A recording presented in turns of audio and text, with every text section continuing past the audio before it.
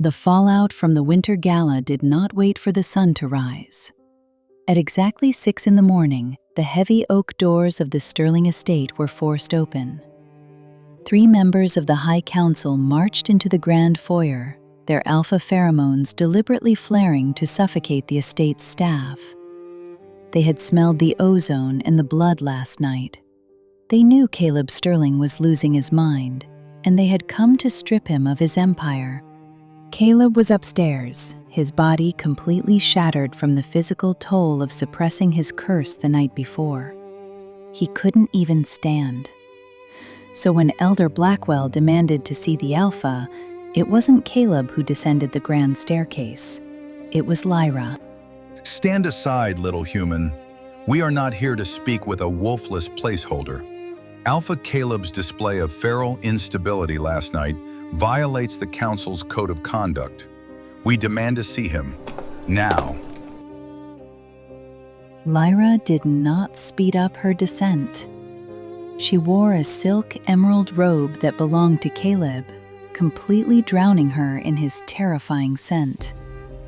She stopped on the 3rd step from the bottom, physically looking down at the 3 powerful alphas. My husband is resting, and you are trespassing. Your husband is a dying beast. The entire eastern seaboard knows he nearly shifted in public over a trivial insult. If you do not grant us entry to his quarters, we will declare him unfit to rule, and your little contract marriage will burn with him. Lyra possessed no wolf spirit. She possessed no super strength, but she had survived 20 years in a family that treated her like garbage. She knew exactly how to look at a bully. Declare whatever you like, Elder, but if you take one more step toward the West Wing, I will personally ensure that every financial asset, every trade route, and every drop of clean water running through your territory is permanently severed by the Sterling Corporation. The elders froze. The absolute sociopathic certainty in her voice was not human. It was the exact terrifying tone of Caleb Sterling himself. You think because I have no wolf, I have no teeth? My husband tore a mahogany wall apart last night because a man spoke out of turn. Imagine what he will do to you when I tell him you woke me up before breakfast. The elders fled. The massive doors slammed shut, sealing the estate in silence. Lyra let out a shaking breath, her knees nearly giving out. Then she heard a soft, ragged exhale from the shadows of the staircase landing above her. Caleb was leaning heavily against the banister. He was pale, sweating, and barely able to keep himself upright. But he had forced himself out of bed, ready to literally burn himself alive to protect her from the Council. Instead, he had watched his wolfless wife single-handedly force 3 apex predators into submission. Remind me to never negotiate a contract with you. The billionaire gave a weak, breathless chuckle, his blue eyes entirely blown out with something far deeper than gratitude. He wasn't just addicted to her scent anymore. He was completely, fatally obsessed with her soul.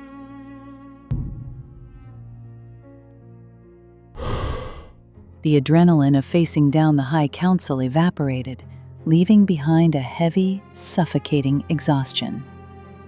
Lyra stood on the landing of the grand staircase, her pulse pounding in her ears. Above her, Caleb hadn't moved.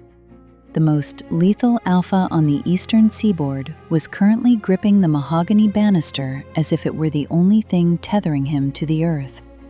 He had pushed himself out of his sickbed, ready to burn alive to protect her.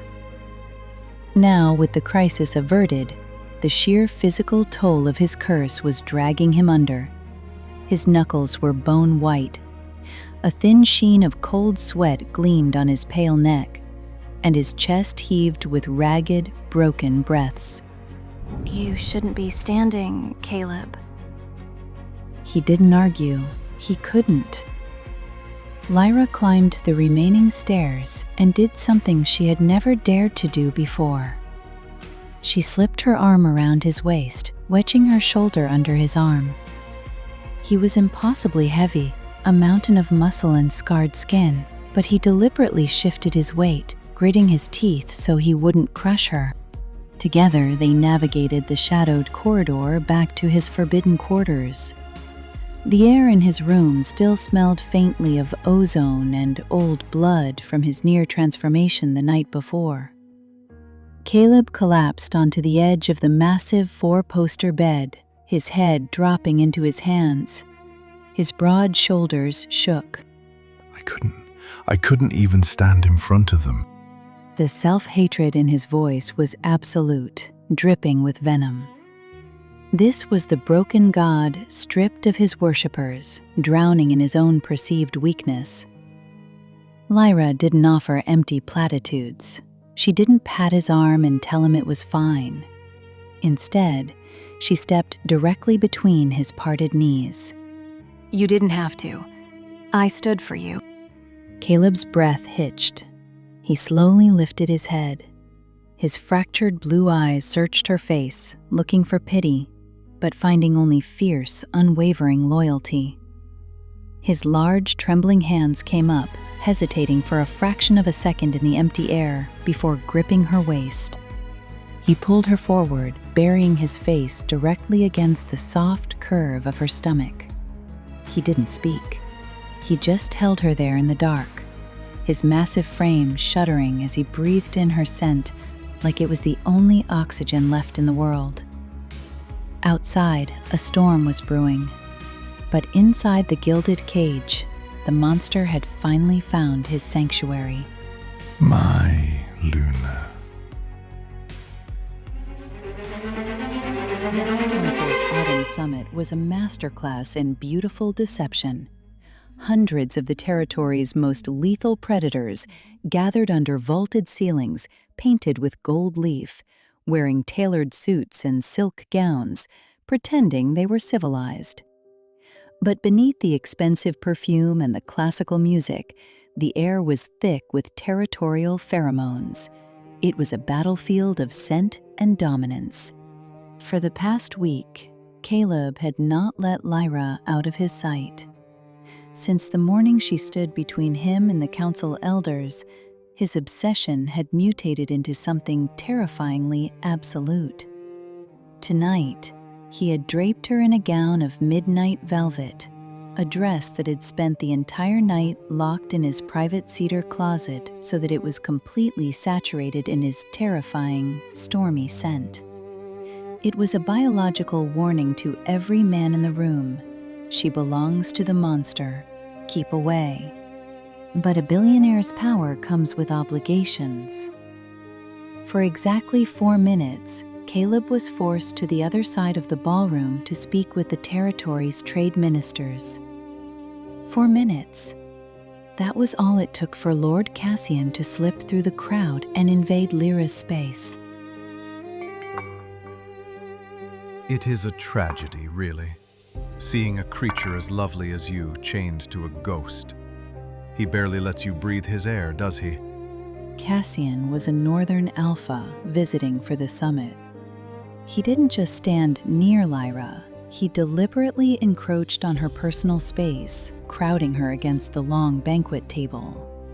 His pheromones flared, a sickly sweet smell of rotting pine meant to overwhelm a submissive wolf. But Lyra had no wolf spirit to submit. She only felt a profound, suffocating nausea. Step back, Lord Cassian. You are standing entirely too close. Or what? Will your crippled husband limp over here and challenge me? We all know the rumors, Lyra. The great Caleb Sterling is losing his mind. His body is failing. You're a beautiful, wolfless shield he bought to hide his decay. But a real alpha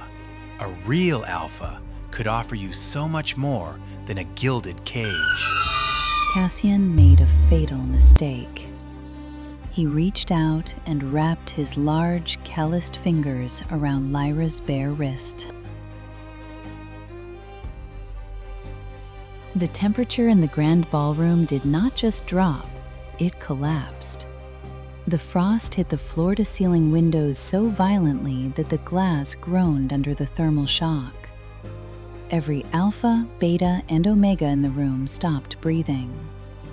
The sickly sweet scent of Cassian's pine pheromones was instantly obliterated, swallowed whole by a terrifying, suffocating wave of scorched ozone and burning blood. Remove your hand from my wife. The crowd parted silently, scrambling over each other to get out of the way. Caleb Sterling didn't walk across the ballroom. He seemed to simply materialize from the shadows. His face was a mask of perfect, terrifying, aristocratic calm. But Lyra saw the truth. Beneath the collar of his pristine white shirt, jagged black veins were violently pulsing. The sheer physiological rage of seeing another man touch her was triggering his curse. He was literally burning alive from the inside out, but he refused to break eye contact with Cassian. Alpha Sterling, I was merely paying my respects to the Luna. I will not ask you a second time. Take your hand off her skin before I remove your arm from your shoulder. Cassian snatched his hand back as if he had been burned. He scrambled backward, his arrogance completely shattered by the sheer, crushing weight of Caleb's aura. But Caleb didn't even watch the man retreat. The billionaire's gaze snapped instantly to Lyra's wrist, staring at the faint red mark left by the other alpha's fingers. To the rest of the ballroom, it looked like an apex predator claiming his territory. Caleb reached out and pulled Lyra flush against his chest, burying his face in the curve of her neck. But Lyra felt the violent, uncontrolled tremors racking his massive frame. He wasn't just asserting dominance, he was drowning. The curse was tearing his bones apart from the surge of adrenaline, and he was desperately inhaling her scent to force his body to remember how to survive. Lyra, tell them we are leaving. The moment the heavy, bulletproof doors of the SUV sealed them inside, the terrifying billionaire king completely dissolved. Caleb's knees buckled. He slid off the leather seat, dropping entirely to the floorboards of the car, and buried his face directly into Lyra's lap. His broad shoulders heaved as he fought to pull oxygen into his burning lungs. He didn't care about the driver on the other side of the soundproof partition. He didn't care about his dignity. He grabbed both of her hands with a crushing, desperate grip, pressing her palms against his sweating cheeks. The black veins on his neck were slowly receding, chased away by the overwhelming saturation of her scent. Caleb, you're safe. I'm right here. He didn't hurt me. He touched you. He put his filthy scent on your skin. Caleb lifted his head. His beautiful blue eyes were fractured, spider-webbed with the dark magic of his curse, swimming with an obsession so deep it bordered on madness. He didn't look like a man who owned half the world. He looked like a starving animal begging for its next meal. I wanted to tear his throat out in front of the entire council.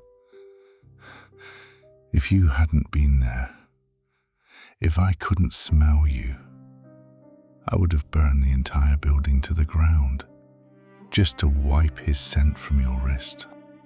For 48 hours following the autumn summit, the Sterling estate felt less like a billionaire's mansion and more like a mausoleum. Caleb had not returned to their shared wing. In a desperate attempt to protect Lyra from the violent, unpredictable nature of his curse, the Alpha had locked himself inside the subterranean training vaults beneath the estate. He had ordered the heavy iron doors sealed from the inside. The consequences of his isolation were immediate and terrifying. Without the sedative effect of Lyra's human-like scent, the dark magic in his blood was rioting. The servants whispered in terrified clusters.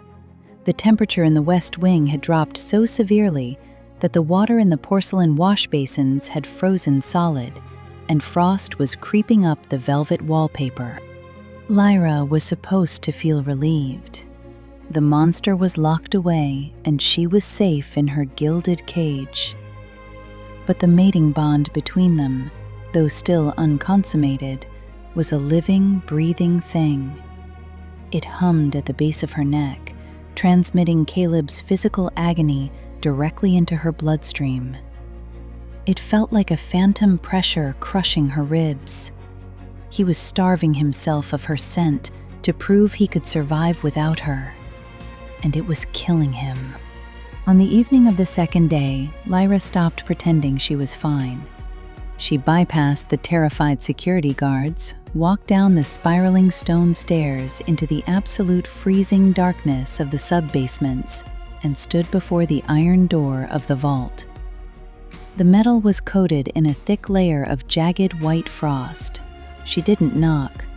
She wrapped her bare hands around the freezing iron wheel, gritted her teeth against the biting cold, and forced the vault open. I gave explicit orders that no one was to enter this level. The voice that emerged from the pitch-black vault didn't sound human. It was a guttural, vibrating rasp that seemed to rattle the marrow in Lyra's bones. The air inside the room reeked of copper, scorched stone, and ozone. Lyra stepped inside, letting the heavy door click shut behind her, sealing them both in the dark. I've never been very good at following orders, Caleb. You should have put that in our contract. In the center of the vast stone room, Caleb was sitting on the floor. But he wasn't just sitting. The billionaire had wrapped thick industrial steel chains around his own forearms, anchoring himself to the reinforced concrete pillars of the vault.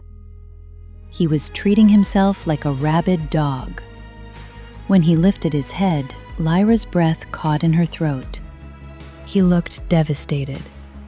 His tailored shirt was torn to shreds, revealing a chest marred by the jagged black veins of his curse, pulsing violently against his pale skin. His eyes, his beautiful cold blue eyes, were entirely swallowed by a glowing molten gold.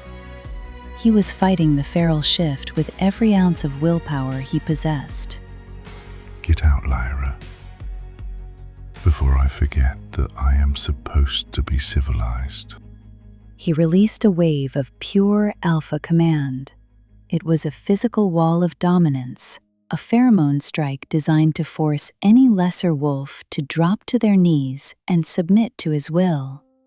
The sheer pressure of it cracked the stone tiles beneath his boots. But Caleb had forgotten one crucial detail. Lyra was a defective survivor. She had no wolf spirit to submit. The alpha aura washed over her completely uselessly, like wind hitting a mountain. She didn't fall to her knees. She didn't run. She calmly walked across the shattered stone floor, stopping inches from his chained hands. You can try to terrify me all you want, Caleb, but we both know you're the one who is terrified right now. Caleb lunged forward against the chains, his glowing golden eyes wide with a mixture of rage and absolute panic. He wanted to push her away, to scream at her to run from the monster he was becoming. But the moment she stepped into his personal space, the biological reality of their bond hijacked his nervous system. The scent of her, ordinary, human, and perfectly grounding, crashed into him like a tidal wave of oxygen. Caleb's massive, trembling hands slowly uncurled. The terrifying, bone-crushing tension in his shoulders collapsed.